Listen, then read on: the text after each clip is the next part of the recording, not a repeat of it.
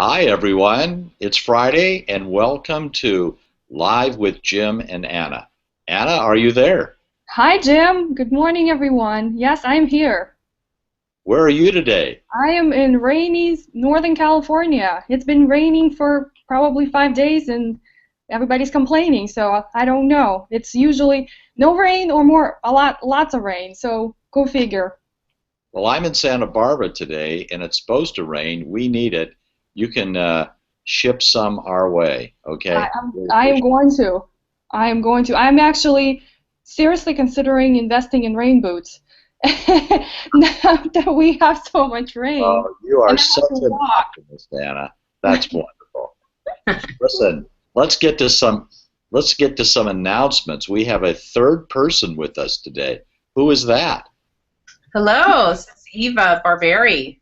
Hi. Wonderful. Well, we've got Main Street. Main Street has been expanding and growing, and we have a new advisor on our team. Eva is in Southern California, and she's going to be covering our Santa Barbara office. Eva has a quite interesting story, and we wanted you guys to hear. Quite interesting story herself, but also with Main Street going back, I think back to 2009, if I'm not mistaken. Yes. That's Yes. that's when we first. Oh, she got to know Main Street, and so Jim, you want to tell that story? Well, I got an inquiry from a young lady who said, I think I would like to experience getting a financial plan with you guys. How about that? So Eva showed up and we did a financial plan for her. And then she started implementing her plan. And the next thing you know, she contacted us back again. So why don't we let Eva tell the real story? Well, I was lucky enough to get introduced to financial planning with Jim as a client, and I was working on my CFP, my Certified Financial Planning designation during that time.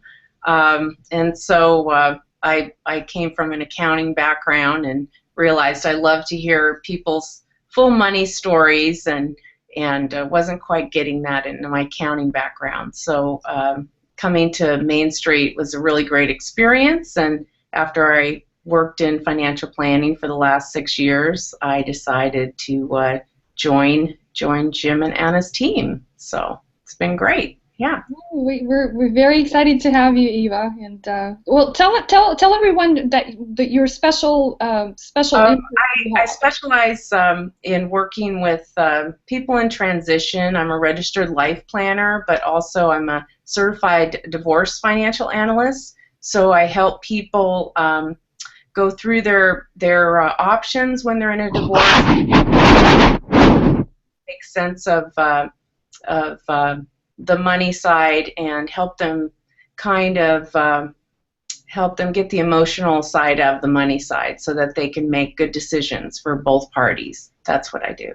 Yeah. Yes, that's very cool. Jim and Anna never had any kind of specialties. Well, maybe Jim did, but Anna never had. So so it's great to have Lots of you. experience. Yeah, well, welcome, and yeah. So this is our normal show that Jim and Anna do once a month, and we'd like to add some spice to it. So we have our normal schedule of answering questions today, right, Jim?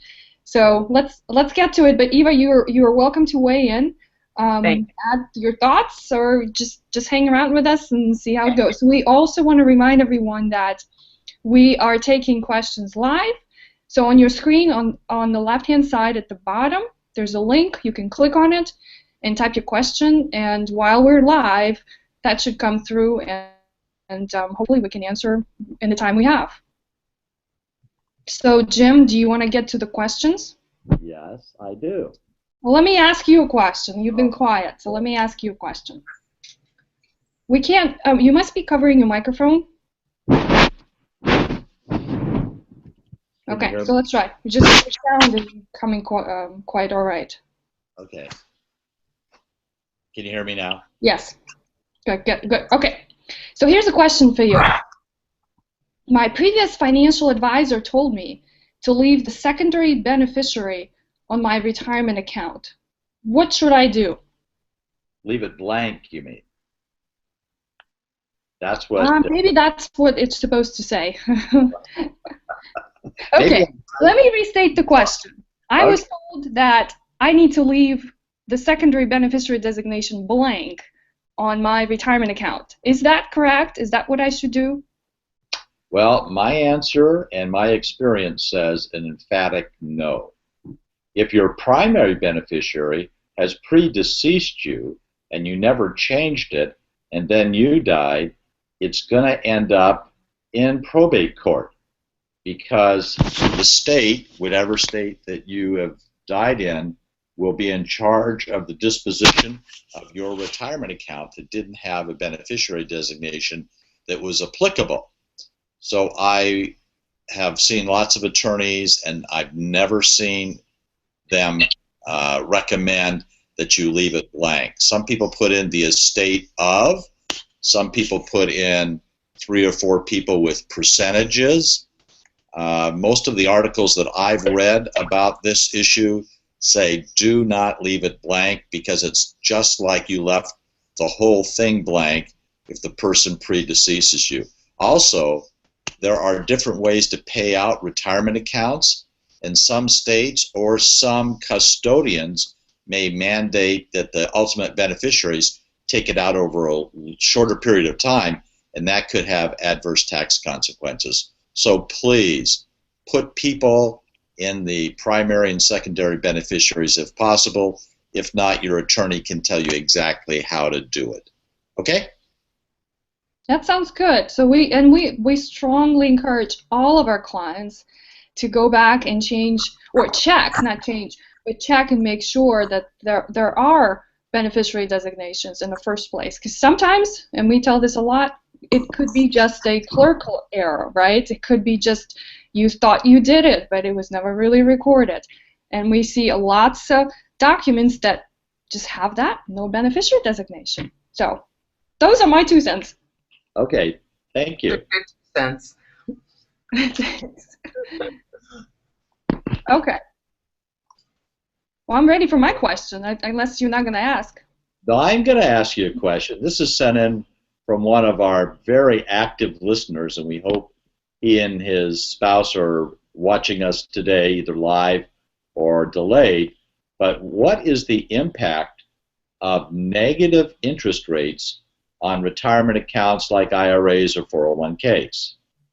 Yes, I hope he's listening, and it's for everyone as well. So let me just kind of go through what negative interest rates are.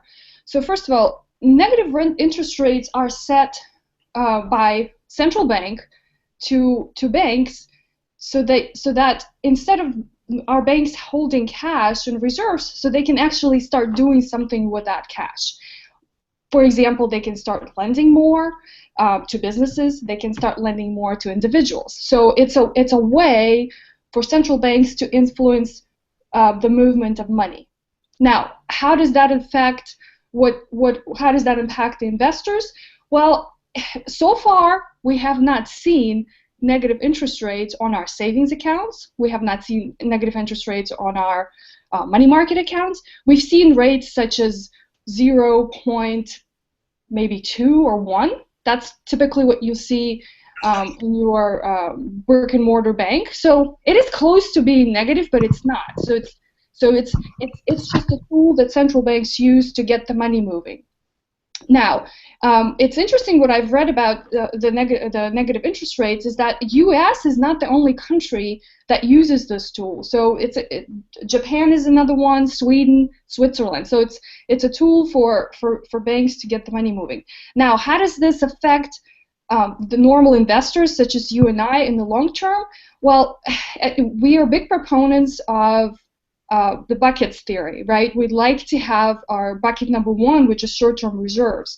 So in an environment such as today, where the interest rates are so low, we practically aren't earning much return. But that's just the safety that we would like our clients to have. So and I hope that this is a strategy that our central banks and Federal Reserve uses.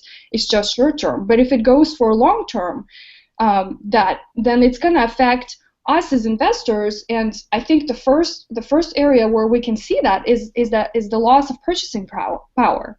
So it's gonna eat up into our ability to buy goods and services. So I think it's only a temporary way of our Federal Reserve and central banks to stimulate the economy, but I hope it's not a long-term strategy. So is that how, Jim, you said you had some thoughts about this too, but that's what I see right now, and that's what I What little history is out can't hear you. You can't hear me? I don't know. Now we can. Okay. I'm holding this, so maybe I'm covering the microphone. Okay, this is good now. Okay. So here's my thoughts. I think in the short term, if in fact our Federal Reserve went to negative interest rates, that's a stimulus situation, and usually that's good for stocks and bonds, but it's only a short term. So when they have to raise interest rates again, that's usually going to be a negative indicator, and probably stocks and bonds will shrink in value. So short term it could be positive. Long term, probably not a good situation, because that means that business is not doing that good and they're trying to stimulate the economy. So it really gets into tactics. I think for the long term, I wouldn't change my asset allocation in my retirement accounts.